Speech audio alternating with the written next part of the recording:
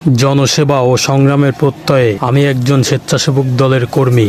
দেশ, মাটি ও মানুষের কল্যাণে কাজ করার দৃঢ় অঙ্গীকার নিয়ে প্রতিষ্ঠিত বাংলাদেশ জাতীয়তাবাদী স্বেচ্ছাসেবক দলের একজন সদস্য হতে পেরে আমি আন্তরিকভাবে গর্বিত।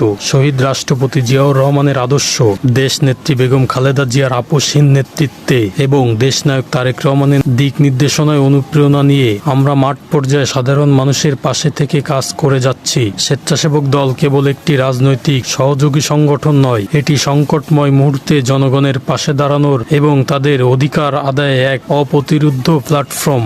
ন্যায্য অধিকার প্রতিষ্ঠা, মানবাধিকার রক্ষা এবং গণতন্ত্র পুনরুদ্ধারের সংগ্রামে রাজপথে অগ্রণী ভূমিকা পালন করাই আমাদের মূল লক্ষ্য। যে কোনো দুর্যোগ, বন্যা বা সামাজিক সংকটে নিজেদের সর্বোচ্চ উজাড় করে মানুষের সেবা নিশ্চিত করাই আমাদের প্রধান ব্রত।